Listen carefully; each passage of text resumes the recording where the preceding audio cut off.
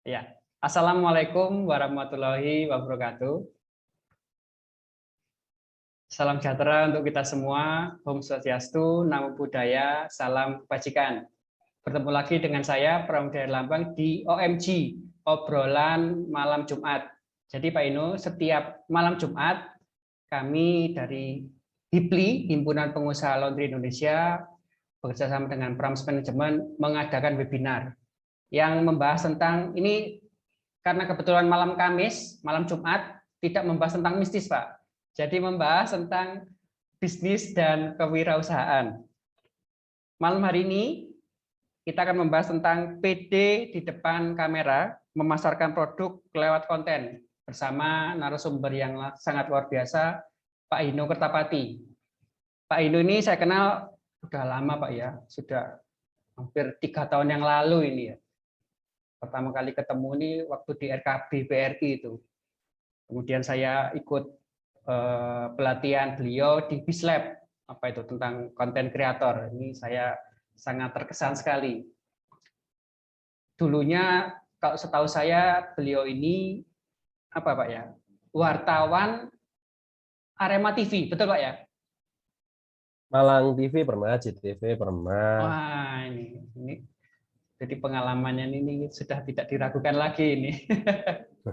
Jadi Insya Bapak Allah. Ibu, webinar pada malam hari ini terdiri dari beberapa sesi. Yang pertama adalah pembukaan, sudah saya lakukan. Kemudian sesi materi oleh Pak Hino Kertapati. Kemudian sesi Q&A, tanya jawab. Kemudian dilanjutkan dengan sesi Zoom UMKM Expo. Jadi peserta maksimal 10 orang diberi kesempatan memasarkan, mempromosikan bisnisnya, berbicara di depan kamera maksimal 3 menit. Jadi ini sekaligus praktek nih Pak. Kemudian dilanjutkan dengan sesi foto bersama, kemudian penutup.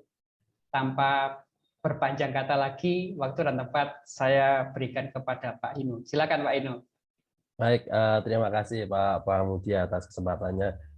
Terima kasih juga buat teman-teman HIPLI atas kesempatan yang luar biasa ini.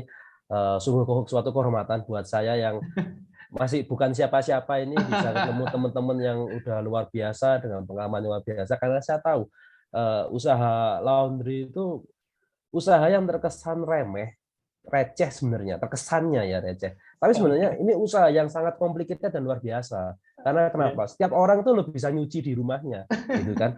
Tapi gimana caranya teman-teman pengusaha laundry ini mau gitu untuk meng-engage orang, untuk membujuk orang, ayolah nyuci di saya. Dan ini terus berjalan. Dari saya SD mungkin sampai saya sekarang anaknya 2, yang namanya usaha laundry itu kayak nggak ada matinya itu kan.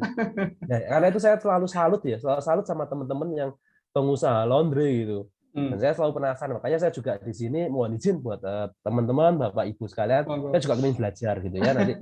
Seperti apa sih luar biasanya teman-teman pengusaha laundry, dan harapannya nanti kita bisa belajar bareng lah di sini. Bukan saya ngajari, karena jujur saya bukan siapa-siapa Mas Ian. Nah, seperti itu mungkin saya hanya akan berbagi sedikit pengalaman yang mungkin teman-teman bahkan bisa lebih ahli, bisa jadi begitu. Baik, PD di depan kamera. Ya, di era yang sekarang ini, di era 2021-2022, era pandemi ini, ternyata kebutuhan tentang online itu begitu besar. Semua dilakukan secara online, termasuk juga pemasaran. Nah, salah satu penelitian dari media marketing di Amerika pada 2021 mengatakan bahwa engage atau 71% terjadi konversi itu pada iklan ataupun pada konten yang berbasis video pada 2020 sampai 2021.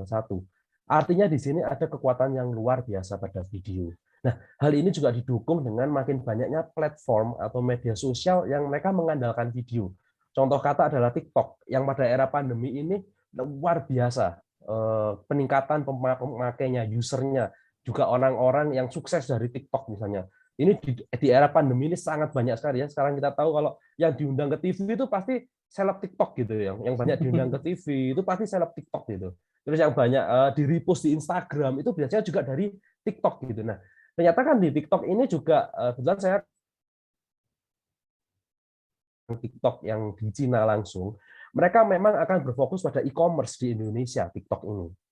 Sehingga mereka memang sudah launching kayak ada TikTok Shop dan lain sebagainya, karena mereka tidak akan monetasi seperti YouTube ya, pakai AdSense, ada iklan, itu tidak akan dilakukan di Indonesia.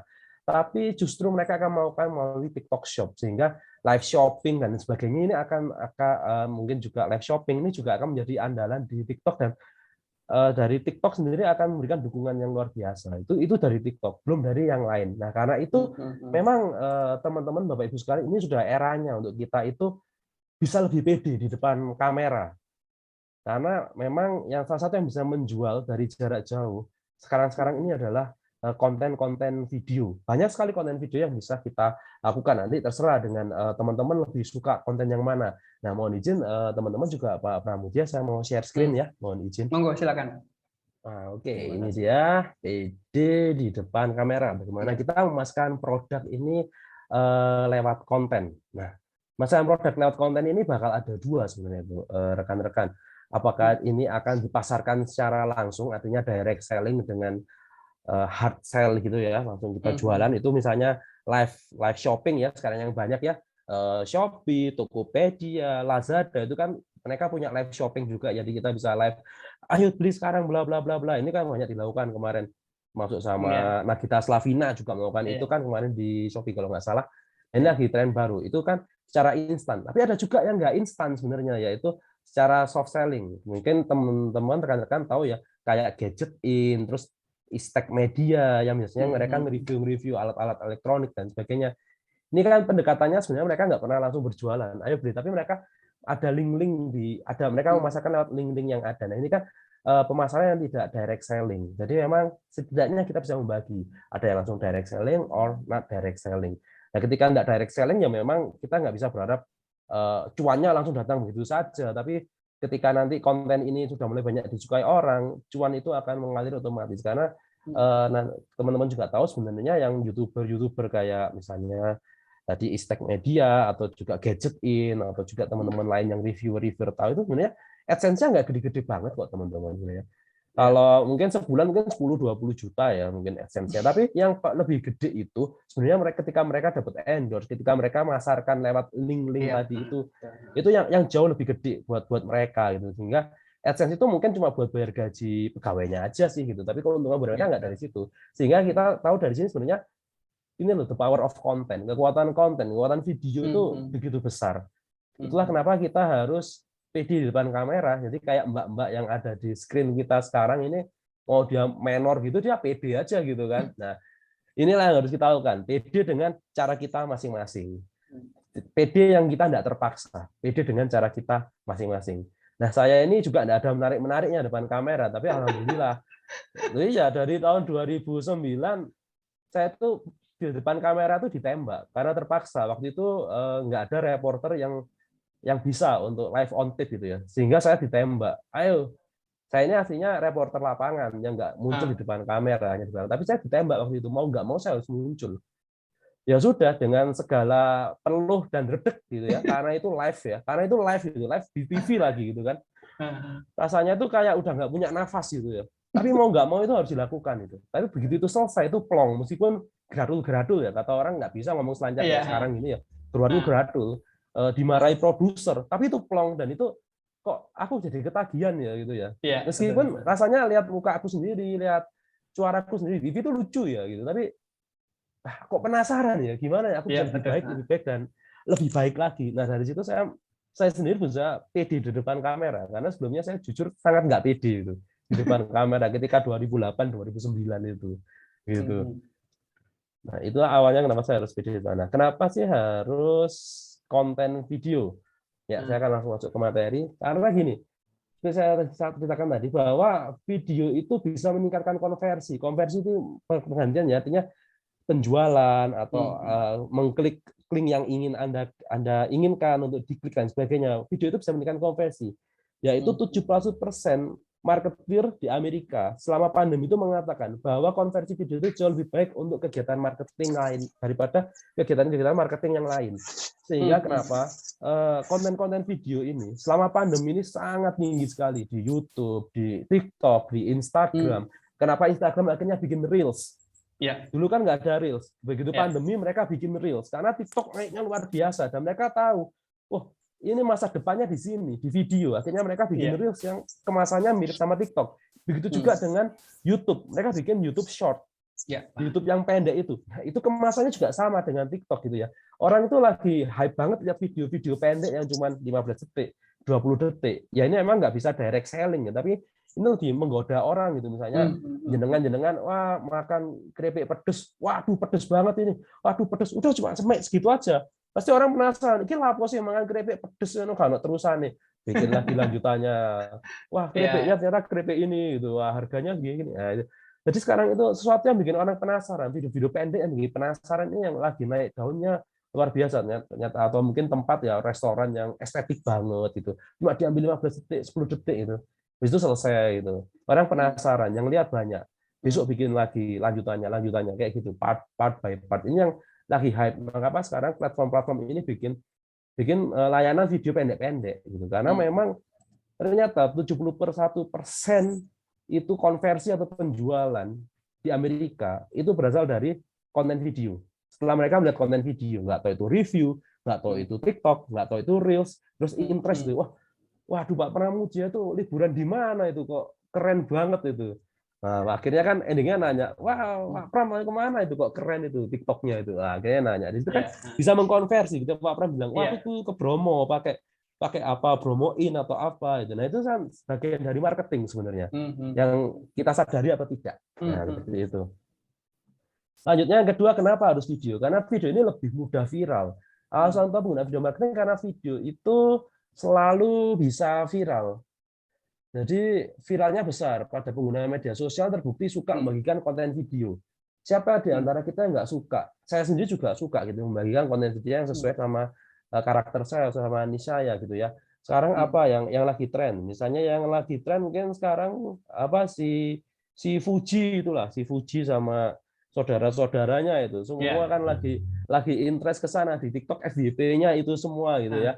Sehingga mereka di-endorse luar biasa itu. Sehingga memang konten-konten video ini cepat viral. Mungkin kalau teman-teman yang dari Malang mungkin ingat beberapa waktu yang lalu, yang sekarang aja itu ada di Kayu Tangan Heritage ya, lampu-lampunya yang baru itu kan lagi viral juga itu. Nah, viralnya kan bukan dari foto di koran, bukan dari radio, tapi dari konten TikTok, dari konten Instagram, yang FYP. Nah, ini membuktikan bahwa ketika kita membutuhkan viralitas, ini konten video ini yang paling mudah viralnya. Itu yang kedua. Kemudian yang ketiga itu karena video ini clear, mudah dicerna siapa saja. Pemasaran dalam format YouTube banget mudahnya dimengerti dan diingat. Karena tipe konten itu beragam. Penjelasan konten itu semakin seru, semakin mudah orang menangkap isi konten. Daripada kita bikin copywriting panjang, gitu kan. Bla siapa yang mau baca? Tapi kita bikin kontennya lucu-lucuan, kontennya unik. Katakan kayak misalnya Panji Petualang. Nah, Panji Petualang itu nggak kita sadari dia jualan loh sebenarnya. Dia ada produknya sendiri, namanya Wegler kalau saya nggak salah. Itu produk bikinannya dia sendiri, clothing-nya dia sendiri, yang selalu dia pakai. Namanya Wegler. Wegler kalau saya nggak salah. Itu kan selalu ada di tengahnya itu kan iklannya Wegler atau dia pakai Wegler. Terus ada linknya pembelian Wegler di situ. Nah kan kita nggak sadar, kita kan ngelihat fokus dengan apa kontennya yang seru tadi kan, yang dia berburu dengan ular dan lain sebagainya. Tapi secara nggak langsung kita kan udah dibumbui sama produknya dia tadi, Wegler. Wah kalau mau beli Wegler murah di Tokopedia aja. Di tengah video dia biasanya sisip-sisipkan semacam video 5 detik, 10 detik yang dia mengatakan tentang pemasarannya tadi. Nah ini kan karena di tengah kan kita mau nggak mau kan langsung lihat. Apalagi itu bukan video iklannya bisa di skip di YouTube, itu dimasukkan memang di videonya dia. Nah, mau nggak mau kita lihat. Dan kita lanjut lihat lagi gitu. Sehingga video ini dicerna siapa saja, anak kecil pun bisa gitu. Ngelihat video, anak saya yang masih 10 bulan pun ya suka lihat YouTube ya. Cocomelon gitu ya, Baby Bam itu kan suka gitu loh. Jadi inilah dia, video itu sangat mudah dicerna siapa saja. Bahkan mbah saya itu masih suka kan lihat berita-berita kayak di CNN itu, beliau masih suka lihat gitu daripada dia baca gitu ya, baca koran tuh beliau kadang masih lebih suka lihat TV gitu. Nah, dari sini membuktikan bahwa konten audiovisual ini sangat mudah dicerna oleh siapapun.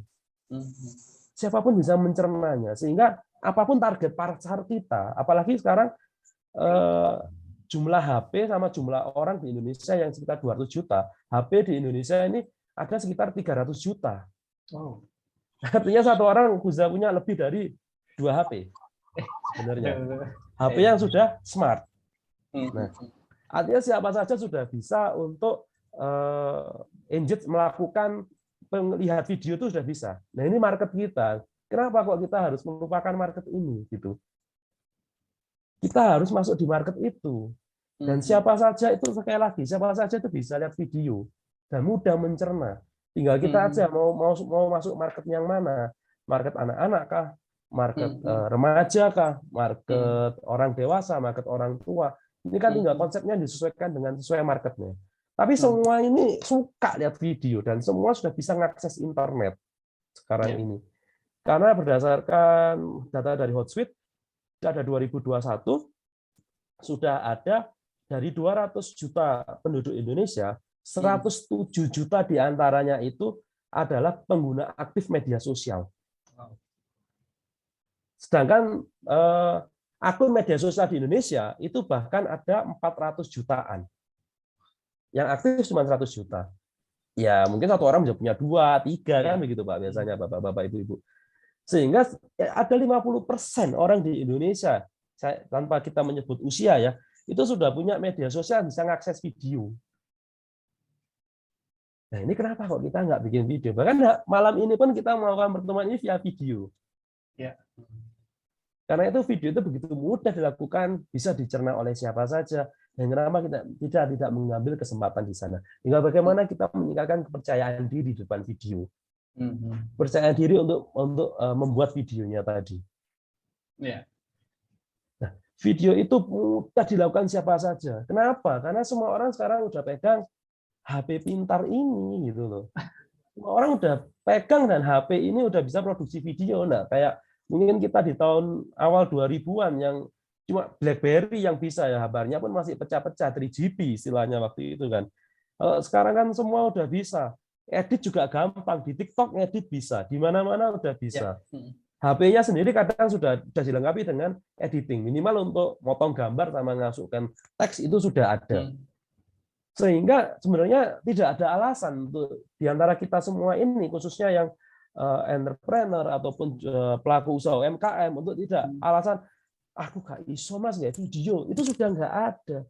HP sekarang itu bagus-bagus Pak, udah nggak kayak zaman saya dulu gitu loh. Mau bikin video ya harus pakai handycam lah, pakai apa. Kalau sekarang enggak, pakai ini udah bagus karena kita kan nggak perlu disetel di TV, nggak perlu di layar besar, cukup di HP aja, sehingga resolusi kecil pun itu sudah bisa. Jadi pede aja gitu.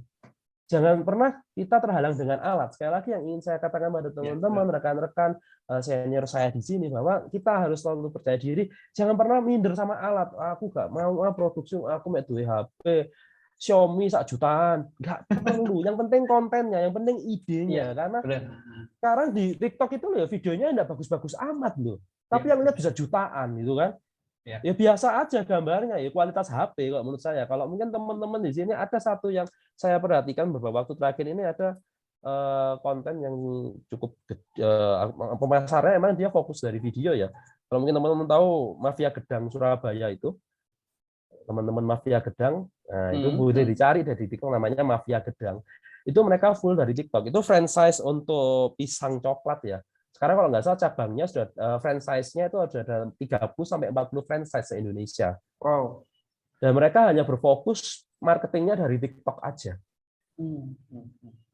Itu jadi bukan role model, artinya itu satu yang menarik buat saya. Mereka rise up atau mereka itu meningkatnya luar biasa itu ketika pandemi. 2019 mereka belum apa-apa. 2020 mereka tiba-tiba sudah punya 20 cabang. Wow. Hanya dari TikTok. Ya kita kan tahunya dari luar ya. Kita tahunya dari dalamnya kan kita nggak pernah tahu. Tapi kita tahunya dari luar.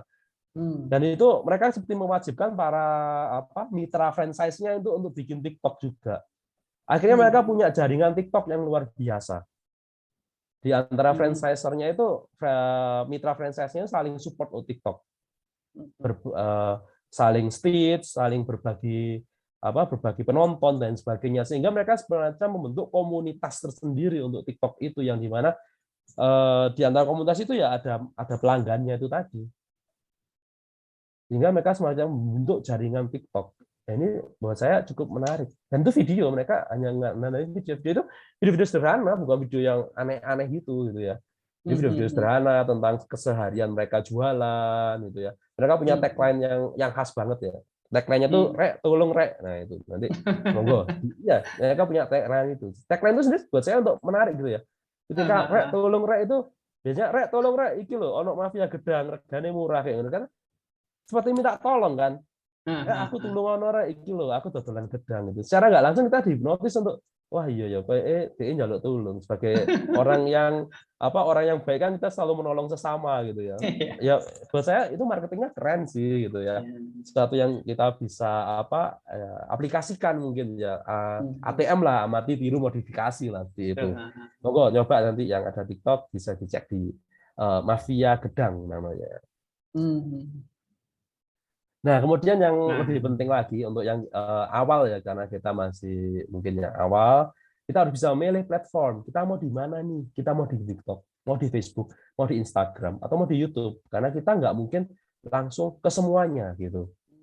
Ini sama yang dilakukan sama teman-teman di Mafia Gedang itu. Mereka lebih fokus ke TikTok dulu.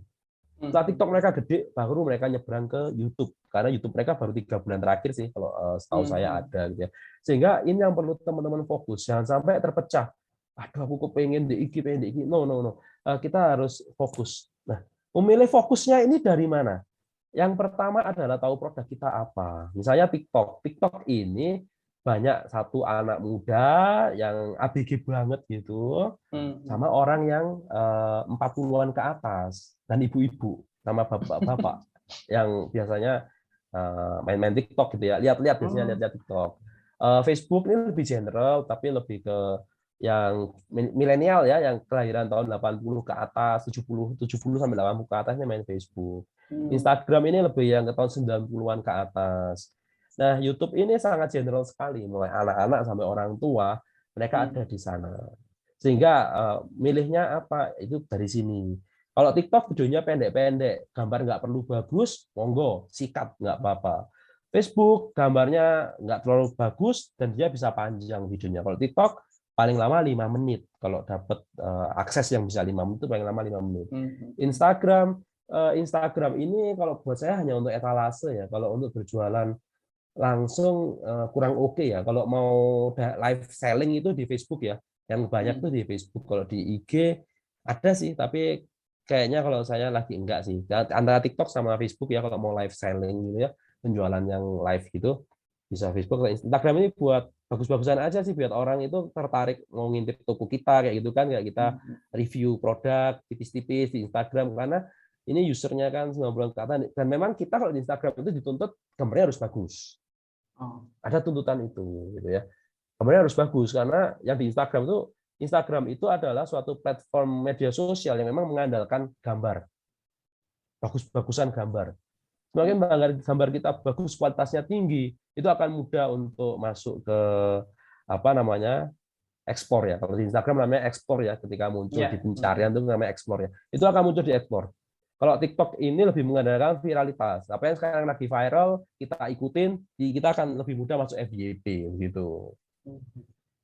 Sifatnya bersama dengan Facebook. Nah, kalau YouTube ini nggak perlu gambarnya bagus, tapi harus ada message-nya yang kuat, semacam tutorial atau mungkin suatu konten yang enak dicerna, enak dilihat ya. Misalnya kayak tadi ada Panji Petualang, dia kan ada konten yang enak dilihat. Jadi nggak apa-apa panjang, setengah jam, 20 menit, 15 menit, atau mungkin tutorial masak, atau mungkin tutorial memperbaiki mesin cuci apa-apa, misalnya seperti itu, atau memilih obat laundry yang baik dan benar, atau misalnya gitu. Itu nggak apa-apa, itu YouTube yang kita bisa panjang gitu ya, tempatnya orang di situ. Karena begini, YouTube ini memang dalam 3 tahun terakhir ini, karena dia itu sudah kayak Google, tempatnya orang cari referensi. Kita ke YouTube kan pasti cari sesuatu, nggak mungkin scrolling gitu, pasti sudah ngetik sesuatu, cara agar usaha laundry bisa kaya raya, misalnya kayak gitu. Kita pasti udah ada keyword ya, kita ngetik sesuatu, sehingga YouTube itu pasti mencari referensi. Sehingga kalau kita mau memilih di YouTube itu kontennya harus benar-benar yang ada isinya gitu. Kalau di TikTok sih agak ini apa? Agak alay-alay dikit gitu, agak yang iseng itu nggak masalah gitu. Yang penting videonya menarik gitu, lucu, unik gitu, nggak apa-apa gitu kan. Nah kalau di sini nggak bisa gitu. Di sini mesti yang orang, karena kalau di TikTok kan nge-scroll ya, pakai FYP itu kan kita scroll gitu doang ya. Nah kalau di YouTube itu kita kan ngetik. Ketika masuk YouTube kita pasti ngetik sesuatu. Kalau kita ngelihat di berandanya siapa di Facebook ada apa video YouTube apa gitu kan baru kita klik gitu. Sehingga memang perlu link untuk masuk ke sana gitu. Nggak bisa hanya scroll gitu. Dan biasanya yang muncul di YouTube itu kan memang sesuatu yang kita sukai gitu. Sehingga memang itu tadi kalau di YouTube kita harus videonya itu yang edukatif. Sebenarnya edukatif dan juga informatif. Nah, itu yang harus ada di YouTube. Kalau Instagram gambarnya harus bagus. Kalau Facebook general aja. Kalau TikTok pendek-pendek, seru, unik, menarik, lucu. Terus yang viral-viral bisa. Nah, itu kalau untuk kita milih platform. Nah, kemudian ada tipe-tipe video konten yang bisa teman-teman pilih nih. Ada reviewer. Reviewer itu kayak Gadget In, halo saya David Gadget In, bla yang review. Si David Gadget In juga nggak ganteng loh orangnya gitu kan. Dia kan nggak ganteng gitu kan. Dia bukan orang yang good looking gitu kan, yang cakep. Atau mungkin Farida Nurhan. Farida Nurhan itu juga nggak cantik gitu loh. Kan dia nggak yang punya apa cantik, artis yang cantik gitu kan, dia artisnya tuh setelah dia jadi YouTuber gitu kan, dia baru jadi artis itu, bukan artis yang jadi YouTube kayak Raffi Ahmad gitu kan, beda. Farida Nurhan itu kan memang dia YouTube dulu, terkenal, dia baru jadi artis kan itu. Nah, itu kan tapi kan mereka punya power of content gitu. Konten yang mereka bahas itu makanan, gadget si David itu dengan gadget-gadgetnya. Itu kan informatif itu. Sehingga kita wah iya ya, makan di situ kayaknya seru ya.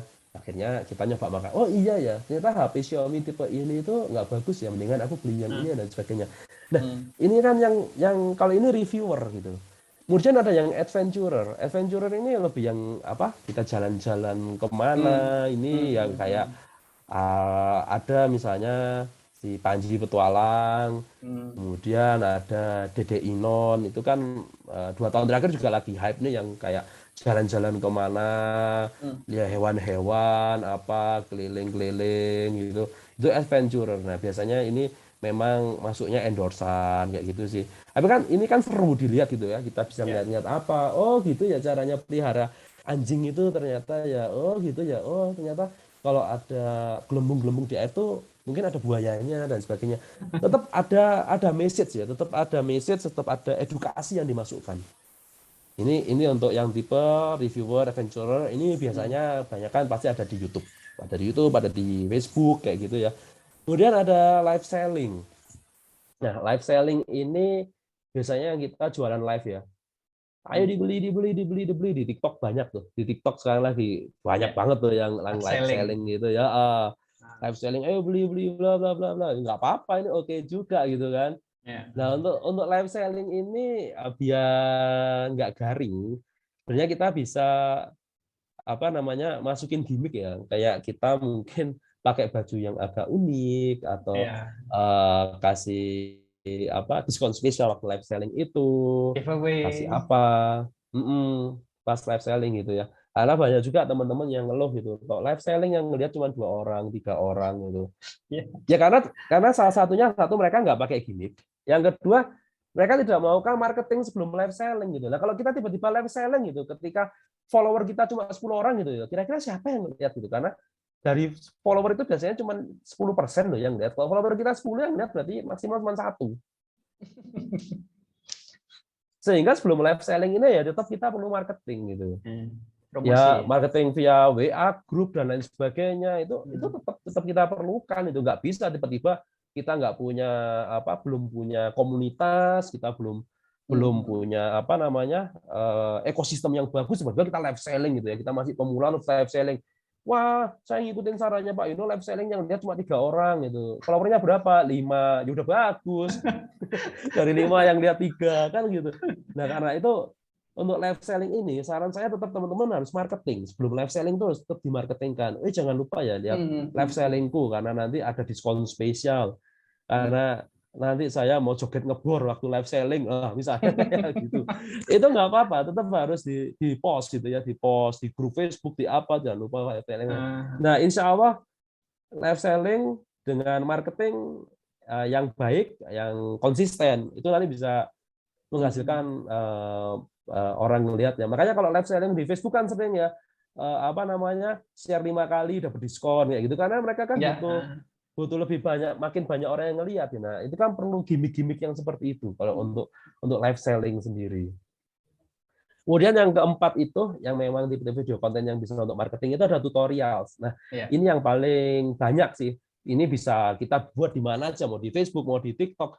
Mesti kan kita suka lihat tuh yang kayak bright side, yang gitu-gitu, yang biasanya kayak life hack ya, kalau istilahnya anak sekarang kan life hack tuh.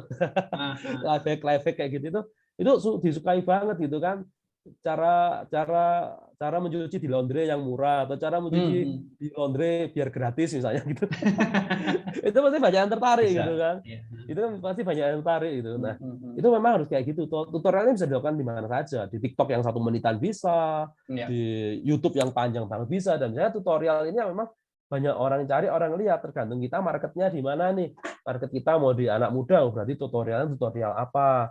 Terus komunitas kita ada di komunitas apa nih? Oh, komunitas laundry nih. Oh ya, gimana mungkin cara mencampur obat cuci yang praktis atau mungkin yang harum tanpa mengeluarkan biaya mahal, misalnya kayak gitu. Jadi kan tergantung market kita. Tapi sampai hari ini saya melihat tutorial ini sebenarnya yang punya market sangat sangat tinggi sih, karena biasanya dari tutorial itu orang akan merasa gini, kalau kita bisa ngajari mereka, terus yang kita ajarkan itu ternyata memang benar-benar bisa dipakai di kehidupan nyata, mereka kan trust sama kita, mereka akan percaya dengan kita. Dari kepercayaan ini maka kita akan mudah sekali untuk mempengaruhi mereka melakukan sesuatu, menjual membeli produk kita atau apalah, itu akan lebih mudah karena mereka sudah menaruh kepercayaan di kita.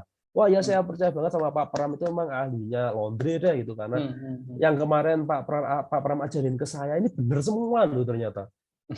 Gitu kan. Nanti kita Pak Pram itu misalnya, wah saya jualan obat laundry ini gitu. Saya langsung tertarik, wah iya benar, Pak Pram memang ahli laundry, pasti obatnya bagus yang dijual. Itu contohnya seperti itu. Sehingga memang di tutorial ini biasanya yang paling mudah untuk meningkatkan trust gitu. Kalau review ini kan masih sudut pandang pribadi ya. Saya makan bakso gitu, bakso Solo gitu. Buat saya rasanya biasa aja, tapi ketika Pak Pram yang review rasanya enak gitu kan. Karena memang ini sangat subjektif gitu. Kalau review itu masih subjektif itu. Kadang-kadang saya ngikutin reviewnya siapa, saya coba, yang dia bilang enak banget itu. Buat saya biasa aja gitu loh. Sehingga trust-nya belum tinggi, Pak. Gitu. Sehingga trust-nya belum tinggi. Ketika kita menginginkan trust yang tinggi itu ada di tutorial ini. Tapi tentu yang kita ajarkan, tutorial yang kita berikan ya harus berkualitas gitu, nggak asal juga. Yang udah kita coba, wah ya benar, itu baru kita tutorialkan itu. Bukan membuka rahasia ya, tapi kita memberikan tutorial. Ya rahasia perusahaan selalu ada lah, itu nggak bisa kita munculkan. Tapi kan ada hal-hal basic yang mungkin kita bisa ajarkan kan, seperti itu. Nah kemudian, ini dia poin utama kita nih. Saya nggak panjang-panjang sih emang gitu ya. Kalau PD di bawah kamera caranya gimana sih? Nah, yang pertama itu menguasai materi atau product knowledge. Jangan sampai ketika kita mau jualan sesuatu, mau tutorial sesuatu, atau kita punya produk apa, ternyata pengetahuan kita tuh cepet gitu ya. Kita bilang misalnya, wah beli webcam ini teman-teman, webcam ini itu sangat tajam gambarnya. Padahal teman-teman lihat sekarang ngeblur gitu kan. Nah, ngeblur kan. Ya jangan sampai seperti itu gitu, sehingga kita tuh membongkar kelemahan kita sendiri. Kalau memang produk itu tidak terlalu bagus, kita bilang nggak terlalu bagus. Karena nggak ada produk yang nggak cacat itu. Semua produk pasti ada cacatnya. Nah, orang-orang sekarang 2 tahun terakhir ini lebih suka itu melihat sesuatu yang jujur, honestly. Sesuatu yang nek ono eleke yo diomong eleke, nek ono apike diomong apike gitu kan. Misalnya ya ini kalau jarak dekat gini ngeblur teman-teman, tapi kalau jarak jauh gini dia bisa jelas. Nah, misalnya kayak gitu. Kita kasih tahu aja. Tapi meskipun dia ngeblur, ada kelebihannya karena dia harganya murah, hanya di 100 ribuan, sehingga memang ya worth it lah untuk harga 100 ribu. Tapi gambar saya kan masih jelas. Nah, misalnya seperti itu, sehingga kita tetap jujur dengan produk kita, jujur dengan kelemahannya, sehingga jangan sampai orang itu ketika membeli kecewa. Nah, kita nggak akan mendapatkan repeat order pada akhirnya. Hanya orang yang coba-coba saja. Ya orang coba-coba ini akan ada batasnya. Ketika kita orang coba-coba ini mau habis, kita akan kebingungan lagi, mau cari gimmick apa lagi untuk marketing kita. Mau gratisin apa lagi kita untuk marketing. Jadi memang kita harus jujur. Ya itu sih, menguasai materi. Kita menguasai materi. Kita mau tutorial. Tiba-tiba nanya, nah kalau itu dicampur itu bukannya secara kimia jadi nggak bagus ya? Lalu bingung. Karena kita tutorial cuma nyolong dari mana gitu, kita nggak pernah nyoba gitu kan. Nah itu, menguasai materi. Sehingga trust-nya orang akan tinggi sama kita. Kita bilang kurang bagus, kita bilang kurang bagus. Jangan bilang kurang bagus, tapi ini ada kelemahannya. Kalau menurut saya ini begini, tapi nggak tahu menurut teman-teman mungkin ini lebih bagus. Nah, kita bisa kata-kata yang seperti itu untuk mengesankan produk kita ini ya nggak jelek gitu, tapi memang ada sesuatu yang kurang pas. Nah, misalnya seperti itu. Jangan pernah bilang produk kita sendiri jelek maksudnya gitu loh. Gitu. Kemudian yang kedua itu suka ngomong sendiri, tapi ya jangan di depan orang banyak lah kalau ngomong sendiri. Kasihan temen-temennya nanti lama-lama nggak punya temen kita, tiba-tiba nongkrong gitu ya, reunian terus ngomong sendiri gitu ya, nggak gitu juga. Nah ini yang saya lakukan ya ketika dulu saya harus ngapalin skrip ya, ketika saya jadi reporter TV itu kan, apalagi live itu kan nggak boleh baca gitu ya, nggak boleh baca dan waktu itu nggak ada HP yang seperti ini yang kita bisa bikin banyak notes di dalamnya dan sebagainya kan nggak ada nggak orang. Sehingga yang kita lakukan itu memang menghafalkan. Sehingga salah satunya itu gimana caranya nggak belibet. Itu salah satunya juga ngomong sendiri. Ngomong sendiri ini tapi ada basicnya. Sehingga kita bisa, misalnya kita mau belajar tentang cara mencuci pakaian jersey bola yang baik gitu. Kita tulis saja garis merahnya atau garis dasarnya kita tulis. Pertama direndam, kedua jangan dikucek. Ini kita tulis dasarnya, kita baca gini, kemudian kita kembangkan kalimatnya. Nah, ini diulang, direpetisi beberapa kali. Gitu. Jangan pernah hafalan. Hafalan itu akan menghancurkan semuanya. Cukup diingat step-stepnya aja. Oh ya, tadi pertama direndam. Yang kedua jangan dikucek. Yang ketiga itu diangin-angin. Sudah diingat itunya saja. Jangan, kalau habis pakai berlumpur-lumpur, kita rendam selama sekian. Kemudian, nah itu. Tapi dikira ingat direndamnya saja, jangan dikucek sama diangin-angin. Itu diingat. Tapi jangan pernah dihafalkan gitu yang panjang. Hancur. Saya sudah pernah gitu kan nyoba dengan cara hafalan itu hancur. Malah berusaha ingat-ingat, aduh tambah nggak karu-karuan. Ini juga bisa melatih kita untuk berpikir kreatif. Jadi dasarnya saja ditulis, habis itu kita bayangkan, kita ngomong sendiri kalau pas di kamar apa gitu. Baca lagi. Seperti itu nanti ketika sudah merasa pede, kayaknya pas nih. Kita coba depan kamera deh gitu. Kalau perlu ngomong sendiri depan kamera langsung, direkam sendiri aja, jangan di-share dulu sambil dipelajari, sambil dilihat kekurangannya apa. Tapi ketika kita ngeliat video kita sendiri, biasanya nggak pernah merasa puas. Oh no, rasanya sing kurang. Nah, ini jangan terjadi. Pede aja. Semua nggak ada yang sempurna. Pasti ada kurangnya. Kalau kita merasa ngono terus nggak pede, aduh sih kurang, nggak akan pernah muncul video kita selama-lamanya. Karena kita merasa kurang terus. Wah, penting nggak salah kata, nggak salah kalimat, ya kan? Nggak sampai menjerumuskan orang. Nah, ya. Ribet dikit, nggak apa-apa. Sikat aja dulu. Nggak masalah. Gitu. Kemudian yang ketiga itu bikin vlog tipis-tipis ya. Keseharian aja, lagi ke rumah makan mana, gitu, di vlogin. Sama ngomong, kalau nggak pede kelihatan mukanya, ngomongnya di balik kamera aja, nggak apa-apa. Ini sekarang saya lagi makan bakso nih, bla bla bla bla bla bla. Semenit nggak apa-apa, setengah menit nggak apa-apa. Yang penting berani ngomongnya dulu. Ini kan juga jadi konten pada akhirnya. Itu dipersering bikin vlog tipis-tipis karena ya tadi semua orang udah punya HP kayak gini, gitu. Kita bisa bikin vlog di mana aja, gitu kan. Yang pasti yang tempat yang boleh kita bikin video lah, karena beberapa tempat umum kan juga nggak boleh bikin video gitu kan. Sehingga kita yang penting bikin vlog itu. Kemudian yang kedua, yang keempat ini yang paling penting, jangan pernah peduli siapa dan berapa yang lihat. Ini biasanya yang paling bikin nggak pede gitu kan. Waduh, nanti aku dilihat mertuaku, isin nih aku ini. Nah, itu. Jangan pernah gitu. Karena ketika kita sudah upload di dunia maya, ya video kita punya potensi dilihat siapapun. Bahkan Presiden Jokowi pun mungkin lagi ngetik kata laundry gitu di YouTube, ya mungkin bisa ketemu videonya Pak Pram juga gitu kan. Sehingga potensinya bisa dilihat siapapun. Jangan pernah peduli. Dan juga Ya. jangan pernah lihat berapa yang lihat video kita. Biasanya nggak pede. Upload video ngeliat 3, 4 sudah sedih. Ya, yang lihat sedikit. Ya, yang... Jangan seperti itu. Ya wajar kalau kita masih baru mulai, nggak ada yang ngeliat gitu kan. Saya pun saya lihat YouTube, bikin YouTube sampai hari ini, ya ada yang cuma lihat 10, 20 juga ada gitu. Ya. Itu. Jadi tapi ada juga yang bisa sampai ribuan, jutaan, yo ada gitu, kayak yang bikin YouTube. Sehingga memang kita nggak boleh merasa nggak pede. Maksudnya ketika yang lihat sedikit langsung down gitu. No, nggak kayak gitu gitu. Cara kerjanya nggak seperti itu. Konsisten. Kita harus ke nomor 5. Konsisten. Ketika ini nggak ada yang lihat atau yang sedikit, kita konsistenkan.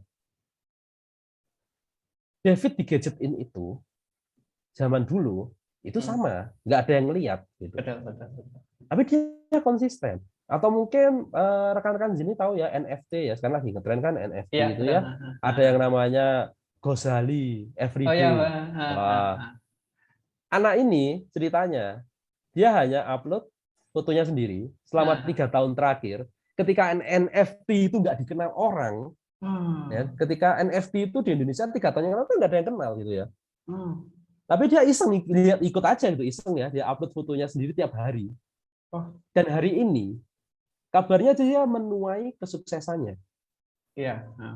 Satu fotonya kabarnya bisa terjual hingga 500 juta. Wow. Dari NFT itu sendiri gitu. Tinggal dihitung aja, mah. Nah, itu kan bukti dari konsisten. Dari 3 tahun yang lalu tidak ada yang lihat, dia konsisten upload foto tiap hari gitu ya. Dan tentu selalu berdoa pada Tuhan Yang Maha Esa mungkin ya, sama iseng. Ya, dan ada keberuntungan juga. Hari ini dia jadi jutawan dan mungkin bingung menghindari pajak gitu ya. Yang kabarnya anak ini masih SMK, Pak. Wah, di Karawang.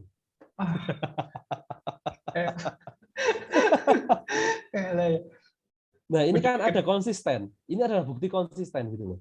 Kita bukan siapa-siapa memang di awal, tapi ketika kita konsisten terus melakukan, terus memperbaiki diri, terus mau berkembang sedikit demi sedikit. Ada titik di mana pasti Tuhan tidak akan pernah menutup mata sama kita. Gusti Allah nggak akan menutup mata. Ya kan, Pak Pram sudah berusaha keras, Tuhan pasti akan membuka mata. Ya, sudah waktunya saya angkat derajatnya. Gitu. Ya, marketing itu nggak bisa lepas dari kekuatan Tuhan menurut saya. Karena keberuntungan itu sebenarnya punya Tuhan, itu punya manusia itu adalah rezeki dari Tuhan, keberuntungan itu. Betul. Itu konsisten. Kemudian jangan pernah menggunakan hard selling di awal, kecuali memang kita live selling tadi ya. Tapi ketika kita memang bikin konten yang lain, jangan pernah menggunakan hard selling langsung. Yuk beli produkku yuk, ketika kita masih belum jadi siapa-siapa. Katakan follower kita masih terlalu kecil gitu, kita langsung hard selling. Jangan, tapi lebih kita kasih pembelajaran, tutorial produk. Kenapa sih kok kita itu harus nyucinya di laundry daripada di rumah, misalnya kayak gitu. Itu aja. Kenapa kita nyucinya di laundry, jangan di rumah. Bukan, ayo nyuci di laundryku sekarang juga. Bukan itu. 5 alasan kita harus mencucikan pakaian di laundry. Karena ini. Biarkan audiens itu berpikir, oh gitu ya. Kita pengaruhi pelan-pelan pikiran mereka. Karena memang konten-konten video itu bukan sesuatu yang bisa kita lakukan secara instan, teman-teman. Ini butuh proses. Gitu. Tinggal nanti prosesnya cepat atau lambat tergantung juga usaha kita, tergantung juga marketnya seperti apa, pasarnya seperti apa. Gitu. Jadi gini, sedikit cerita aja, saya juga zaman dulu banget mungkin sebelum Gojek itu saya udah pernah bikin yang kayak Gojek dengan dengan format yang berbeda. Tapi karena timingnya waktu itu nggak tepat, ya nggak jadi gitu. Gojek muncul di timing yang sangat tepat ketika anak-anak milenial ini sudah mulai bekerja. Mereka butuh, dan munculnya tepat di Jakarta. Kalau saya kan munculnya di Malang gitu. Orang nggak butuh gitu kan. Munculnya tepat ketika HP Android itu lagi hype. Nah, zaman saya munculin itu nggak ada HP Android, pakainya SMS Pak waktu itu. Oh, iya. Ya, konsepnya sebenarnya hampir sama itu. Tapi timingnya yang nggak tepat. Gojek timingnya sangat tepat dan dia mendapatkan itu. Sehingga Jadi timing itu sangat tepat sekali. Gitu. Hard sellingnya kapan itu adalah kita nanti teman-teman sendiri yang tahu kapan timing untuk memunculkan hard sellingnya. Dan jelas ketika bikin konten ini seperti kita menumpuk batu untuk menuju puncak kesuksesan. Jadi kita tumpuk. Kadang-kadang numpuknya nggak pas ya gelundung titik gitu ya. Tapi kita tumpuk lagi kan seperti itu. Sampai puncak nanti ada emasnya di puncak gitu. Nah, itu yang bisa saya sampaikan Pak Pramudia, teman-teman. Demikian dari saya, Hidung Ketapati. Mohon maaf bila ada salah kata, salah perbuatan yang disengaja maupun tidak. Wassalamualaikum warahmatullahi wabarakatuh. Selamat malam untuk teman-teman semuanya. Waalaikumsalam warahmatullahi wabarakatuh. Ini materinya ini daging semua ini. Ini kalau saya banyak lemaknya Pak ini Pak. Lagi, Pak. Ya, kita menuju ke sesi tanya jawab. Ini pertama dari saya, Pak Ino. Siap. Tadi di materi ada pemaparan video itu mudah dicerna. Apakah betul orang-orang Indonesia ini budaya membacanya itu rendah, Pak? Jadi lebih suka menggunakan video. Kalau menurut Pak Ino gimana, Pak? Betul, Pak. Penelitian dari PBB 2020, Indonesia itu negara keempat di dunia yang paling rendah minat bacanya. Maka dari itu salah satu solusinya video. Orang Indonesia lebih suka lihat daripada baca. Oh. Iya, betul itu memang. Jadi memang tepat ya kalau menggunakan video itu sudah tepat ya. Iya, tepat. Kalau kita bicara bahasa marketing ya, kalau kita bicara edukasi ya memang harusnya literasi membaca itu tinggi kan begitu, Pak. Tapi karena kita bicara marketing hari ini sangat tepat ketika bikin video. Iya, iya. Kemudian untuk cara kita mengakrabkan diri dengan kamera itu bagaimana, Pak? Padahal setiap hari harus mantengin kameranya, Pak. Makanya saya bilang tadi, setiap hari, setiap waktu kita bikin vlog tipis-tipis. Biar kita bisa lihat muka kita sendiri. Biar makin pede. Karena saya dulu juga risih, Pak, lihat muka saya sendiri. Iya, Pak. Apalagi langsung di TV, Pak. Bukan kayak sekarang ada HP, itu bisa vlog. Kan enggak. Langsung di TV. Betapa malunya saya waktu itu gitu loh. Gradul ngomong, izin, Pak. Tapi aku gini, karena saya waktu itu fokus sama kerja di TV, Pak. Aku harus memperbaiki diri gitu loh. Aku nggak boleh gitu, kayak gitu. Bahkan kemudian setelah saya harus live di PKP, minggu depannya itu saya harus jadi host untuk acara KPU live juga. Bayangkan, Pak. Saya nggak punya pengalaman, Pak, jadi host waktu itu.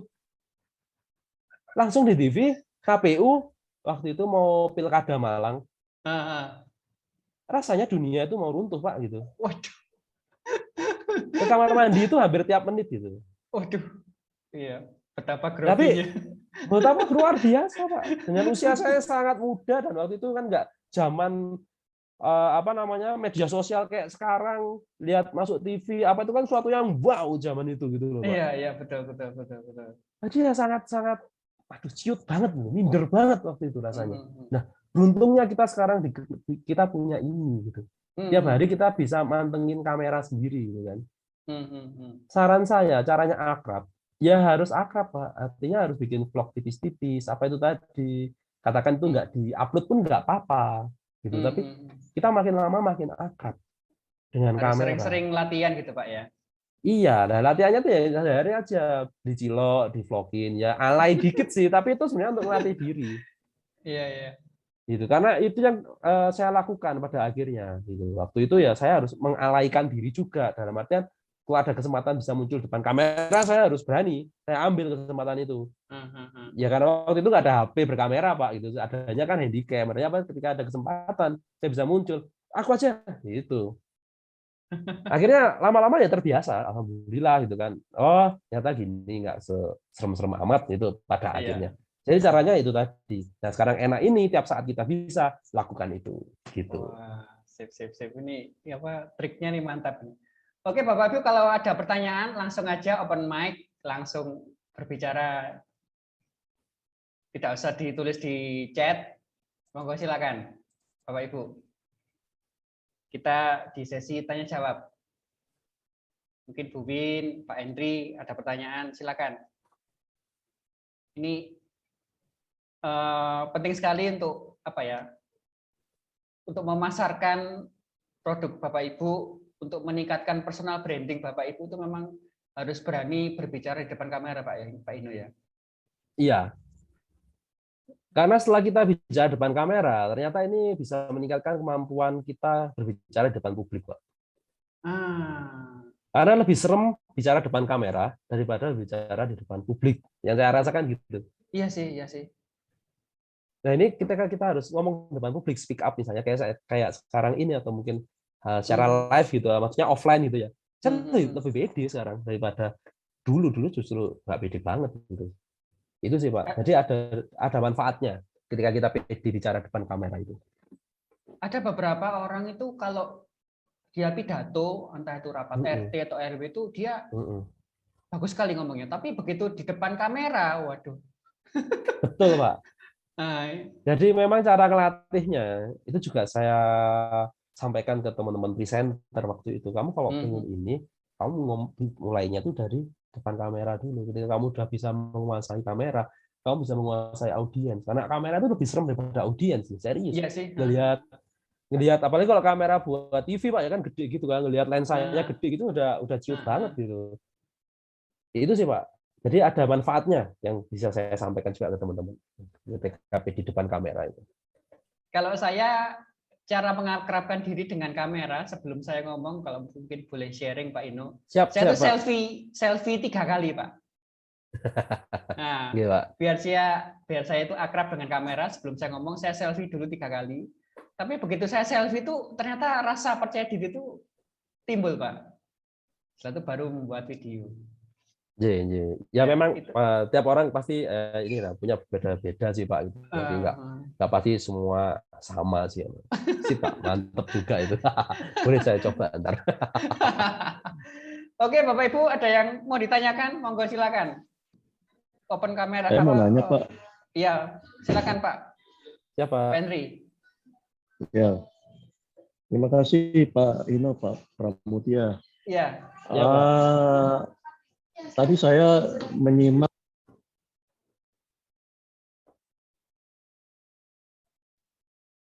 Halo, Pak Henry. Putus ya.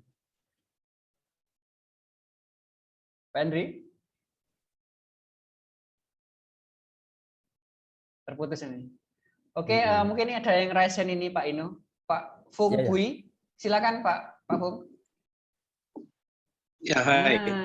Thank you Pak Ino. Pak Pemudia. Ya, silakan Pak Fung Bui. Ya, saya sih gini, kan supaya kita nggak lupa tuh ya. Saya kan bikin Facebook Ads gitu kan, videonya 1 menit. Waktu itu saya rekamnya tuh saya 180 kali syuting tuh, hampir 5 jam tuh. Hanya untuk 1 menit video kan. Iya. Nah, karena gini, karena kan kata-katanya itu kan nggak boleh salah. 1 kata juga nggak boleh salah kan. Nah, karena ini presentasi bisnis. Nah, sekarang saya itu kan untuk ads kan. Nanti begitu ads itu nanti masuk ke landing page itu saya mesti bikin kan video sales letter kan. Itu kira-kira 5 sampai 7 menit nih. Nah, ini gimana tipsnya untuk menghafal itu kan nggak gampang gitu Pak. Betul. Saya sih menguasai materinya, tapi kadang kalau 1-2 kata meleset itu kayaknya nggak pas gitu ya. Jadi supaya bagus tuh gimana caranya? Misalnya kayak sekarang baca berita kan pakai running text itu kan. Siap, itu betul, running Pak. text itu gimana bikinnya tuh Pak ya? Iya Pak. Bisa tampilin di layar aja ya. Siap Pak. Terima kasih Pak Fung Bui. Itu video yang 7 menit tadi, Bapak memang harus muncul terus ya Pak wajahnya. Video 7 menit tadi. Kalau yang 7 menit. Tidak sebenarnya. Nah, ketika tidak Pak. Saya munculin ini. Muncul layar PowerPoint-nya itu wajib. Ya, slide kan, dikasih slide gitu kan, Pak. Iya. Ketika tidak, Bapak bisa baca, Pak. Itu yang saya lakukan sama klien saya. Kalau memang terlalu panjang dan ini memang suatu yang teknis ya, kalau teknis itu kan presentasi bisnis or teknis itu kan sebenarnya tidak boleh salah ya, ada kata-katanya memang nggak Betul, boleh salah betul. karena memang Mm-mm. dia ada angka-angka dan lain sebagainya. Angka semua Ya. itu. Itu kan biasanya kalau terlalu panjang, kalau muncul muka satu orang saja, itu kan membosankan, Pak. Satu, membosankan. Betul. Yang kedua, biasanya memang susah mengingat, Pak. 7 menit, jangankan Bapak gitu ya. Kita di TV aja, kalau 5 menit aja, kalau suruh ngapalin juga susah gitu. Iya, betul. Jadi salah satu solusinya itu memang di tengah video dikasih gambar lain, Pak. Bisa Oke. gambar grafisnya. Nah, ketika video lain masuk, Bapak tinggal baca. Kan? Jadi Bapak tinggal di opening, di tengah, sama di closing saja yang muncul Bapak. Betul. Nah, Itu akan sangat membantu. pakai apa ya, Pak ya? Ya, mungkin Rekam kan layar tinggal atau rekam apa itu ya? ya kan tinggal nanti rekam Bapak, nanti yang apa namanya audio kan bisa didubbing, Pak. Didubbing aja, nanti tinggal dimasukkan di editingnya aja, di proses editing. Jadi rekam Bapak waktu opening, ya kan? Halo, saya mohon maaf Pak ya, mohon izin. Halo, saya Fung Bui, saya akan mengenalkan ini sebuah produk bla bla bla bla bla, hitung 30 detik ya. Nah, produk saya ini, begitu masuk produk saya ini, itu kan ganti gambar slide. Nah, itu kan Bapak sudah tinggal baca, dubbing aja. Dan di tengah, bagaimana teman-teman, sangat menarik ya produk ini. Nah, ini ada sesi kedua, bahwa produk ini merupakan produk, masuk lagi ke slide-nya, Bapak baca lagi. Di endingnya muncul lagi lah Bapak. Nah, itulah tadi produk saya. Mohon izin saya Fung Bui. Semoga teman-teman terkesan dengan produk saya. Udah gitu Pak. Jadi yang muncul Bapak ini hanya tiga sesi aja. Tengah-tengahnya ini itu diisi gambar. Bapak bisa baca. Kalau 7 menit ya memang berat Pak. Kalau emang harus ngapalin 7 menit jujur aja Pak itu. Iya Pak. Oke, jadi saya munculin kan pakai PowerPoint tuh. Jadi saya munculin PowerPoint. Terus saya ngisi suaranya terpisah aja sebenarnya ya. Iya, terpisah aja sebenarnya, nggak apa-apa. Gitu. Oh, kan ini kan bukan live Pak, bukan video live kayak kita sekarang kan. Iya. Kan ini untuk landing page tadi Bapak bilang ya salah satunya. Ya. Untuk landing page berarti kan untuk style orang, artinya nggak ada masalah gitu kan Pak, ketika tengahnya diisi gambar slide, terus ganti suara Bapak, nanti baru endingnya Bapak muncul lagi. Nah gimana? Tertarik nggak teman-teman beli produknya dari saya Fung Bui ya? Gitu aja, tinggal opening sama closing. Pakai Zoom, jadi saya Zoom sendirian gitu kan. Ya, kalau misalnya Bapak rekam pakai Zoom, nggak monoton ya Pak ya, kayaknya ya. Iya, ya terserah sih rekamnya pakai apa. Bapak editnya biasanya pakai apa Pak kalau kayak video seperti itu? Oh, nggak diedit, langsung aja tembak. Ya diedit dikit lah Pak, nggak apa-apa Pak. Sekarang di HP banyak Pak, KineMaster atau apa, gampang banget kok ngeditnya. Oh, oke. Diedit dikit lah Pak. Maksudnya diedit itu ya tadi masukin suara sama maduin gambar yang slide tadi loh Pak. Suara Bapak tadi sama slide, sama nanti masukin gambar Bapak waktu opening sama closing. Itu kan kita perlu edit cuma buat nempelin aja sih. Oh, oke. Jadi bisa syutingnya putus-putus sebenarnya ya? Bisa Pak, putus-putus aja, nggak harus. Thank you Pak Inu. Siap, semoga mencerahkan Pak. Sukses. Oke, berikutnya Pak Brion Sudarman, silakan Pak.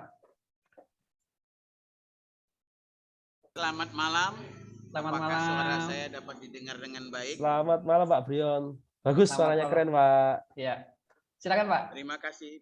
Ya, perkenalkan saya Brion K. Sudarman, domisili di Kota Tanjung Pinang. Wah, salam Tanjung Pinang, luar biasa. Kepulauan Riau Pak. Siap. Kebetulan saya nanti di bulan Maret itu mendapat tugas sebagai dokumenter. Jadi peliput acara reuni. Nah ini yang membuat saya galau, ketar-ketir karena barangkali kurang menguasai ilmunya. Nah ada yang menyebut bahwa audience before content, sedangkan audiens saya adalah baby boomer semua Pak. Sementara platform-platform yang saya sudah lihat itu yang trendy sekali adalah TikTok, kemudian YouTube, dan Reel, IG Reel. Nah ini kira-kira bagaimana menurut pandangan Mas Ino? Sebaiknya bagaimana agar saya sukses nih menjadi panitia di bidang dokumentasi? Siap Pak. Baik, terima kasih Pak Brion. Yang pertama, yang jelas perlu disiapkan itu adalah peralatannya Pak Brion. Jangan sampai ada yang kurang dari peralatannya, mulai dari kameranya yang pakai kamera apa, apakah pakai kamera profesional, apa pakai kamera SLR, kamera handycam, atau mungkin kamera HP saja. Itu kan perlu dipersiapkan. Yang pertama itu. Yang kedua adalah bahwa kebutuhan audio itu harus jelas, Pak Brion.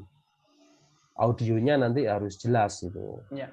Jadi mungkin Pak Brion bisa jadi butuh mic tambahan atau seperti apa, itu harus dipastikan bahwa jelas Pak audionya. Karena nanti orang itu melihat selain video juga audio Pak Brion yang akan dilihat orang. Itu yang pasti itu, yang harus dipersiapkan nomor satu itu tadi. Peralatan apa yang akan dipakai oleh Pak Brion. Itu perlu disiapkan jauh-jauh hari. Videonya oke, jangan sampai suaranya nggak oke Pak Brion, misalnya noise ya, karena di acara reuni nanti ada organ tunggalnya atau ada apa, kan rame tuh ketika wawancara temennya, gimana nih kesan-kesannya waktu sekolah dulu, ternyata suaranya campur sama pemain keyboard tadi atau penyanyi. Nah ini kan yang harus bisa disiasati juga, apakah harus pakai mic tambahan atau mungkin kalau wawancara temennya nanti digeret ke tempat yang lebih sepi dan lain sebagainya. Ini yang harus disiapkan. Kemudian yang kedua terkait dengan tadi Pak Brion menanyakan platform apa yang mau dipakai nih yang buat nyetel, apakah TikTok atau apa. Kalau menurut saya di usia Pak Brion terus dengan dokumenter itu kan panjang Pak Brion, biasanya YouTube Pak Brion yang paling cocok kalau menurut saya. Karena kalau di YouTube itu Pak Brion bisa upload panjang, terus memang rekan-rekan atau senior-senior yang seusia Pak Brion ini biasanya suka searching-searching di YouTube sehingga sudah akrab dengan YouTube. Kalau seperti TikTok itu kurang pas Pak Brion karena pendek-pendek sekali kalau di TikTok itu. Nah, kalau saya sarankan ya memang uploadnya nanti di YouTube, jangkauannya juga bagus, luas, videonya juga resolusinya tidak turun kalau diupload di YouTube, kemudian juga bisa panjang. Insya Allah teman-teman juga bisa nikmati semua yang ada di seluruh Nusantara ini yang nggak bisa datang ke reuni, bisa lihat dari YouTube itu, gitu Pak Brion. Itu Pak Brion kalau pandangan dari saya. Yang pertama peralatan dipersiapkan, yang kedua kayaknya pakainya YouTube. Paling keren tuh Pak Brion. Pak Ino, terima kasih. Selamat malam buat Siap. semuanya. Terima kasih. Semoga sukses Pak Brion reuninya.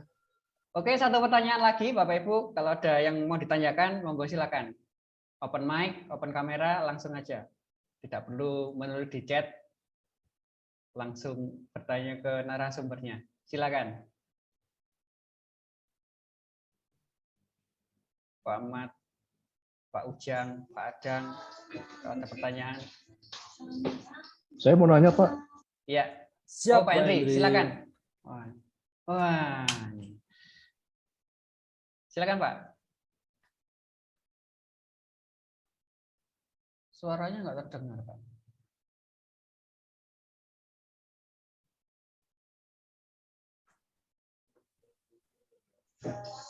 Halo? Ya, Suara saya Ya Pak? ini terdengar nih Pak. Ya, silakan Pak. Tuh, suaranya mati lagi Pak Henry. Mati lagi Pak.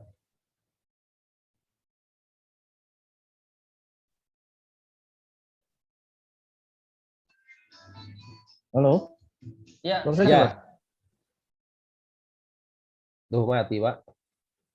Mungkin bisa pakai Bluetooth ya. Pakai headset Iya. aja Pak kalau. Atau diketik dulu juga enggak apa-apa Pak Henry kalau terkendala Mas Ian. Kalau pakai Bluetooth ya seperti itu. Biasanya J, putus-putus. betul.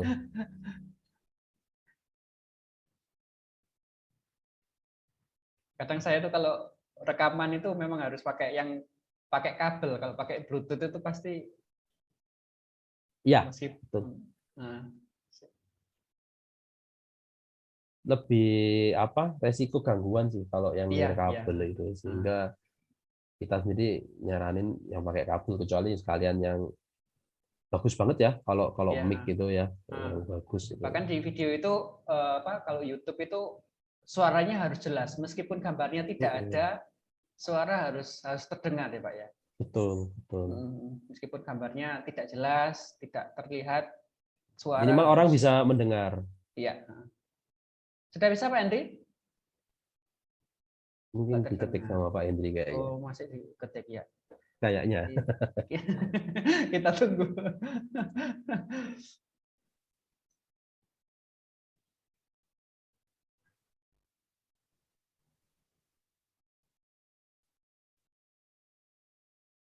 Oh, ini katanya pertanyaannya banyak. Yang penting buat teman-teman ketika di depan kamera itu jangan pernah menjadi beban. Kadang-kala itu jadi beban kan, merasa nggak pede, merasa ini Iya, nggak itu. nggak ganteng, nggak cantik, kadang kan. Nah, los aja gitu, Iya. losan aja. Gitu. Karena kita semua ya pembelajar lah, kita semua pasti masih belajar dan nggak ada yang sempurna gitu kan. Jadi ya Pernah ada ngapain nggak pengalaman pede. gini Pak, ada seorang guru, juga seorang entrepreneur, saya minta jadi pemateri itu di Zoom itu dia nggak mau, nggak pede. Padahal tiap hari dia di depan murid. Nah, ini sudah ada pertanyaan dari Pak Henry ini, Nah. Pak Pram.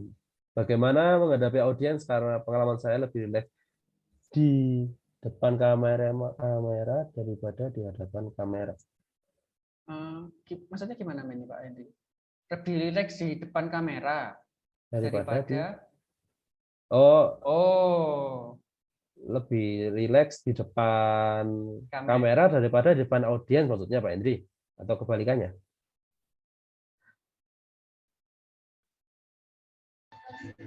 Halo. Ya, silakan Pak. Nah, waduh, putus. Iya.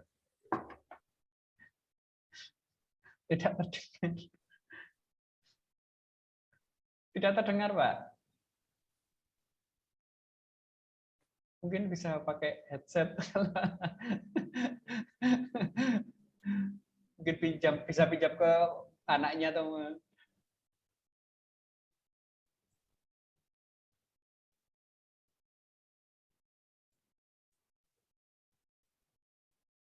Jadi kalau di depan kamera itu pede. Dan kalau di depan audiens itu di depan penonton ya itu justru kurang pede gitu ya. Iya. Nah, berarti bisa jadi mungkin kita harus, kalau dari saya, kita harus lebih sering di depan kamera. Satu itu. Ketika memang kita sudah benar-benar menguasai kamera, artinya ketika di depan kamera itu kita udah nggak ngomongnya nggak belibet, udah nggak nyuri pandang kiri kanan gini ya, tapi bisa fokus ke lensa karena lensa ini yang mengerikan gitu kalau menurut saya. Sehingga kita ketika kita kadang-kadang kan ya ngatasi takut lensa itu kadang-kadang lihat gini itu sebenarnya takut lensa sebenarnya. Kita bisa fokus ke lensa, ngomong dengan fokus ke lensa, itu berarti kita menguasai kamera. Ketika itu sudah terjadi, tahap kedua Pak Hendy yang dicontohkan adalah kamera plus orang. Sehingga kami katakan kameranya ini ada operatornya Pak Henry. Ada operatornya atau ada keluarga Pak Henry atau ada rekan Pak Henry yang ada di sisi kiri kanan kamera, 2 atau 3 orang. Nah, itu kita bakal sudah mulai ada distract. Benar Pak Henry, bisa lihat mimik. Nah, ketika ada 2-3 orang di kiri kanan kamera, ini kita mulai ada distract, ada gangguan. Nah, ini gimana caranya kita belajar untuk tetap fokus ke lensa, tidak ke kiri, tidak ke kanan, gitu. Kalau ini kita sudah menguasai, artinya kita tidak distract dengan mimik yang kiri kanan ini, berarti kita sudah sukses dan kita bisa menghadapi audiens yang lebih besar lagi. Nah, salah satu cara ketika kita memang di depan audiens yang gede gitu ya Pak Henry, yang banyak ya, puluhan atau ratusan, kita fokus aja. Kita setiap paragraf atau setiap kalimat yang kita sampaikan, kita fokus ke orang satu-satu aja. Jangan pernah ngelihat sapu semua. Itu justru mendistraksi kita. Nanti kelihatan ada yang tidur, ada yang apa, udah nggak pede. Waduh, materiku nggak menarik ini, dia tidur. Enggak. Kita lihat aja, kalau ada yang cantik di sana Pak Henry, kita lihat yang cantik gitu ya. Nggak apa-apa, kita lihat aja gitu kan. Nanti ada lagi cantik di atas, kita lihat lagi yang cantik di atas. Saya begitu Pak Henry, biasanya kalau di depan audiens banyak. Saya perhatikan yang menarik itu. Non saya bukan berarti saya mendiskreditkan orang lain, enggak. Tapi untuk mengatasi kita sendiri ya, mengatasi kepercayaan diri kita sendiri. Kita cari aja yang katanya audiens itu interest sama kita, sama itu yang kita perhatikan. Setelah satu kalimat, misalnya satu paragraf selesai ya, satu materi bab 1 selesai gitu ya, pindah bab 2, kita pindah pandangan yang lain gitu. Gitu. Jadi jangan pernah kita nyapu gini, ya gimana teman-teman. Itu biasanya mendistraksi kita memang Pak Henry. Betul, itu bikin yang gugup itu kayak gitu Pak Henry. Hingga yang saya juga seperti itu ketika harus menyampaikan materi depan orang yang terlalu banyak, itu biasanya yang jadi gugup tadi memang ketika kita menyapu semuanya ya. Biasanya yang pertama kan saya lakukan Pak Hendri adalah mempelajari situasi dulu. Ketika mau naik panggung, mau naik stage, saya akan pelajari dulu. Saya selalu nanya gitu, misalnya ke Pak Pram ini, Pak Pram ini audiensnya siapa saja Pak Pram? Saya akan tanyakan begitu. Oh ini dari rekan-rekan Hipli misalnya gitu. Oh berarti ini pengusaha. Artinya nanti gimmick yang saya sampaikan, joke yang saya sampaikan harus relate sama mereka gitu. Saya pernah gitu, saya nanya, ini di sini bakal siapa? Ini bakalan anak kuliahan. Oke, saya udah nyiapin materi. Yang datang anak SMA, mati aku gitu. Iya, gimmick yang aku bikin untuk anak kuliah itu bakal nggak sama buat anak SMA gitu. Ya sudah, saya akan flat aja nyampaikan materinya. Akhirnya materinya benar-benar materi, saya nggak nambahin gimmick-gimmick lain-lain lagi gitu. Juk-juk itu saya ngeliat di situasi aja. Wah ini ada anak yang unik nih, wah ini ada anak yang cantik nih. Ya udah gue bikin juk aja di situ kan. Wah ini yang cantik nih, yang jawab nih. Wah ini ada yang kembar sama saya nih, karena badannya gemuk kayak saya gitu kan. Wah kamu saudara saya ya gitu. Kita lain ibu ya, apa saudara beda ibu ya gitu. Bikin itu aja, akhirnya bikin juk kayak gitu. Juk yang udah saya bikin sebelumnya saya siapin, gagal karena tuh. Iya mas, yang anak kuliahnya nggak bisa datang. Kita cuma bisa datengin anak SMA. Ya mati aku. Ya gitu sih Pak Hendri. Sehingga yang pertama itu yang kita harus mempelajari audiensnya siapa dulu, sehingga kita bisa menyiapkan materinya seperti apa. Yang kedua, kalau kita mau menyapu audiens, menatap menyapu, itu sebelum kita naik panggung. Kita lihat dulu audiensnya. Dan itu kita juga bisa persiapan. Ini siapa nih yang bakal saya target untuk berinteraksi sama saya, itu kita udah bisa persiapan di awal Pak Hendri. Oh ini, orang ini kayaknya menarik deh. Secara fisik dia punya, ya karena kita nggak tahu orang ya, biasanya kita dari fisik ya. Ada yang cantik, ada yang ganteng, ada yang penampilannya unik dan lain sebagainya. Itu kan biasanya kita buat target lah untuk gimmick gitu ya. Bukan mempermalukan, tapi untuk kita ajak interaksi, misalnya kita kasih pertanyaan atau apa gitu. Itu yang pertama kita sapu dulu audiens seperti itu. Sebelum kita naik panggung. Karena itu sangat baik seorang pemateri itu datang lebih dahulu memang. Sebelum peserta lain datang. Ketika kita datang lebih dahulu, kita bisa menyapu, itu lebih pede. Ketika kita datang telat, itu yang bikin gugup Pak Hendri. Kalau saya pribadi. Karena apa? Kita udah rasanya dikejar-kejar orang Pak Hendri. Ya kan? Audiensnya udah ngumpul, kita baru datang. Wah itu udah bikin keringet dingin. Saya sendiri kayak gitu Pak Hendri. Kalau udah datang telat, pasti keringet dingin. Jadi kalau saya acara 7.30, saya jam 7 udah datang biasanya Pak Hendri. Apalagi pesertanya 5.000 ya. itu yang bikin gugup sebenarnya itu ketika kita itu telat tapi audiensnya udah ngumpul, itu yang paling gugup. Sehingga diusahakan itu enggak telat. Kemudian yang ketiga tadi, jangan kalau udah di atas panggung jangan disapu satu-satu. Jangan disapu semua. Kita langsung fokus aja satu pandangan. Oke. 1 menit saya ke depan, 1 menit saya ke kiri, 1 menit saya ke kanan. Udah kayak gitu aja Pak Hendri. Misalnya waktu kita 3 menit gitu. Gitu sih Pak Hendri yang bisa saya sampaikan. Terima kasih banyak pertanyaan Pak Hendri. Semoga membantu. Menyambung dari pertanyaan Pak Hendri, apakah Pak Hendri ini harus belajar ini Pak, public speaking Pak? Nah ini apa namanya kalau bisa bagaimana menjadi speaker di depan audiens. Nah, ini kayaknya Pak Pram lebih ahli ini Pak Hendri.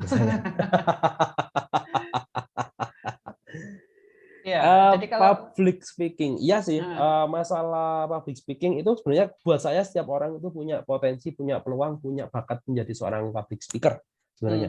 Yang membedakan itu tadi, ketika Pak Hendri bilang ketidakkepercayaan diri. Ya kecuali kita menyampaikan sesuatu yang di luar kemampuan kita ya. Misalnya saya mungkin menguasai copywriting, saya harus menyampaikan tentang desain. Ya jelas saya nggak pede gitu karena itu di luar jangkauan saya. Tapi di luar kemampuan. Kalau memang kemampuannya Pak Pram ini kan misalnya atau Pak Hendri itu adalah di laundry gitu. Kan sudah skillnya. Yang saya kan nggak pede kalau nyampein laundry kan gitu. Harusnya udah nguasain, tinggal itu tadi bagaimana menguasai audiens saja gitu.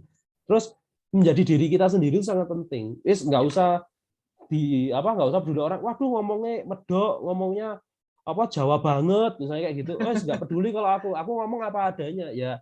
Dino itu adanya gini, ngomongnya gini, dibilang medok, it's okay. Tapi aku nyaman ngomong seperti ini dan orang yang penting paham dengan apa yang saya sampaikan. Seperti itu sih. Kadang kita berusaha Indonesia akan menjakartakan diri gitu kadang-kadang.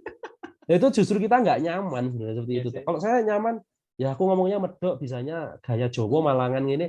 Ya saya bicara seperti itu, yang penting tetap pada bahasa Indonesia yang baik dan benar, yang tetap misalnya ini kan hari ini teman-teman se-Indonesia Raya nih kayaknya yang menjadi audiens kita, ya saya bicara dengan bahasa Indonesia yang baik, yang ya medok enggak apa-apa gitu. Gitu Pak Hendri, mungkin Pak Hendri. Oke, ya Siap, semoga terima kasih. Semoga sukses Pak Hendri. ya. Oke, Bapak Ibu semuanya dan Pak Ino, tibalah saatnya kita di sesi Zoom UMKM Expo. Jadi ini langsung praktek ya. Jadi Bapak Ibu jika ingin mempromosikan bisnisnya, monggo silakan berbicara di depan kamera maksimal 3 menit. Siapa yang mau mencoba? Kita berlatih hari ini. Sekaligus praktek nih Pak Ino. Mungkin Pak Brion atau Bapak tuh Bu Vivi, Bu Eri. Ada yang mau praktek untuk berbicara di depan kamera? Oh ya Pak Ino, nanti Siap. materinya dibagikan atau gimana? Oh iya. Bisa Iya, nah habis ini langsung saya share bisa. di grup aja nggak? Iya, di grup yang tadi langsung saya Ya. share. Habis ini ada kok, siap. Tadi Sudah saya ada siapkan. request minta materinya. Oke Pak, siap. Sudah saya persiapkan untuk Bu Liliana materinya. mau mempromosikan bisnisnya, monggo silakan. Bu Sylvia, Bapak atau Bu Chandra, silakan. Ini kemampuan berbicara di depan kamera ini suatu apa Pak ya? Keterampilan khusus Pak ya? Enggak Yang sebenarnya. Buat saya bukan keterampilan khusus Pak, cuma membiasakan diri. Saya yakin semua orang teman-teman tuh bisa sebenarnya. Tinggal mereka belum terbiasa, cuma gitu aja sih Pak. Iya, iya. Ya sama dengan apa kita makan itu ya. Kalau kita nggak biasa makan pakai sendok, pakainya tangan ya nggak biasa gitu kan. Tapi ketika kita udah diajari waktu kecil makan pakai sendok, ya pasti bisa makan pakai sendok dan garpu, gitu sih Pak. Karena apa? Kamera itu sudah bukan barang mahal sekarang. Iya sih. Di tangan kita itu sudah ada kamera gitu loh Pak. Kecuali kalau mungkin zaman saya dulu jadi reporter, susah Pak, kamera adanya handycam yang harganya jutaan itu kan, harus beli alatnya sendiri, ngeditnya repot dan sebagainya. Iya, barang mahal itu bikin jadi eksklusif gitu ya. Sebenarnya secara harus punya skill khusus. Karena sekarang itu semua orang bisa pegang, buat saya itu jadi barang biasa, sehingga semua orang harusnya bisa. Tinggal membiasakan diri saja. Iya. Nggak ada yang khusus gitu. Jadi memang harus banyak berlatih, seperti yang tadi disampaikan Pak Ino di poin-poin tadi yang harus buat vlog tipis-tipis, membiasakan diri, harus menguasai materi. Saya juga dulu gitu Pak. Jadi di depan kamera ini kadang-kadang ngeblank. Betul. Banyak keluar kata-kata Betul, nah Pak. Wajar Pak, sangat wajar sekali. Tapi kita semua kan learning by doing ya, belajar dengan melakukan gitu. Sehingga jangan hanya belajar saja tapi tidak melakukan. Kalau kita hanya belajar saja, ya kita nggak pernah bisa. Karena kita nggak mau, karena ini suatu yang diaplikasikan. Sehingga belajar dan melakukan, learning by doing. Itu sih. Iya. Tapi kalau udah bisa tuh kadang-kadang ketagihan Pak. Nah, bahaya itu. Bahaya yang positif. Soalnya kalau orang sudah melihat video kita, rasa percaya itu jadi timbul Pak ya. Jadi iya, betul. Iya. Jadi kalau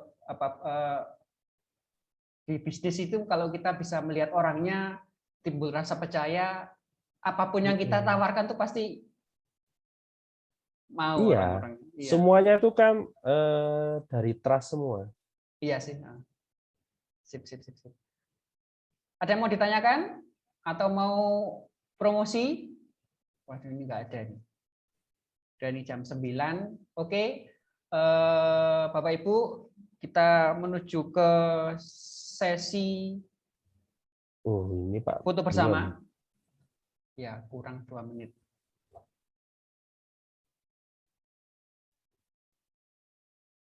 Oh, ini fotonya Pak Brion. Oh ya, ini videonya Pak Brion ini. Wah.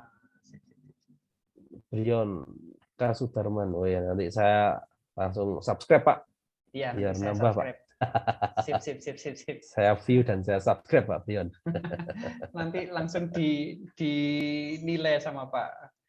Oke, sebelum kita tutup, mohon Bapak Ibu untuk membuka kameranya, kita foto bersama.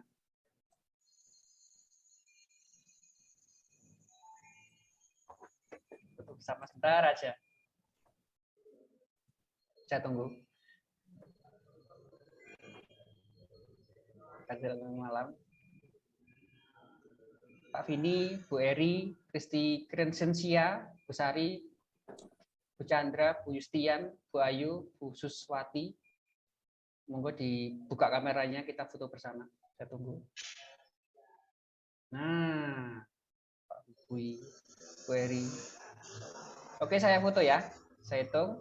1, 2, 3. 1, 2, 3. 1, 2. Oke. Pak Ino, closing statement-nya. Siap. Closing statement dari saya mungkin buat teman-teman jangan pernah minder dengan alat apapun yang kita punya. Sista Kati bisa bikin bisa pede depan kamera itu bukan suatu yang butuh skill khusus karena kita semua sudah bisa punya kamera sehingga tinggal bagaimana kita membiasakan diri saja. Sama seperti kita beralih ya dari minyak tanah ke gas LPG 3 kilo melon dulu ya. Itu kan hanya butuh membiasakan saja, pada akhirnya kita terbiasa untuk pakai LPG yang 3 kilo.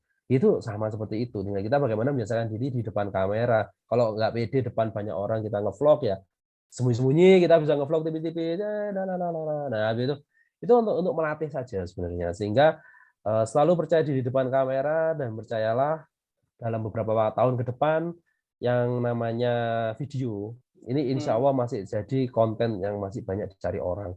Sehingga video akan menjadi alat pemasaran yang masih luar biasa bagi kita semua. Jangan pernah menjadi beban, jangan pernah merasa yang lihat sedikit dan lain sebagainya. Selalu konsisten bikin, karena itu tadi kita ini seperti menumpuk batu untuk menuju puncak yang ada emasnya. Nah, nanti kalau kita sudah sampai di puncak, tentu kita akan mendapat emas. Tapi kalau kita nanti menumpuk batunya salah, jatuh sedikit, ya jangan menyerah. Kita tumpuk lagi. Karena tapi kan kita tahu kesalahannya kita kok numpuknya jatuh tadi, nggak pasnya di mana. Gitu. Kita perbaiki, insya Allah nanti menjadi puncak. Kalau kita nggak pede, wajah kita muncul nggak apa-apa. Mungkin tangan kita doang yang muncul di video. Kan ada tuh tutorial yang cuma tangannya doang. Itu juga nggak apa-apa. Gitu ya. Yang penting pergunakan alat yang ada di HP kita semua yang namanya kamera itu menjadi salah satu penunjang kita untuk bermarketing ria dengan konten. Itu dia. Terima kasih. Oke, Bapak Ibu, jangan lupa di kolom chat mohon untuk absen. Jangan lupa untuk absen. Demikian Bapak Ibu, webinar pada malam hari ini. Mohon maaf kalau ada salah-salah kata. Terima kasih banyak Pak Ino. Terima kasih banyak Pak Pram dan semua senior-senior semua saya di sini. Untuk Bapak Ibu semuanya, mohon maaf kalau ada salah-salah kata. Saya akhiri, wassalamualaikum warahmatullahi wabarakatuh. Waalaikumsalam warahmatullahi wabarakatuh. Terima kasih Pak Ino. Terima kasih banyak teman-teman semua. Kapan-kapan nanti bisa ketemu lagi. Siap, saya tunggu Pak Pram. Oke, terima kasih. Izin live ya.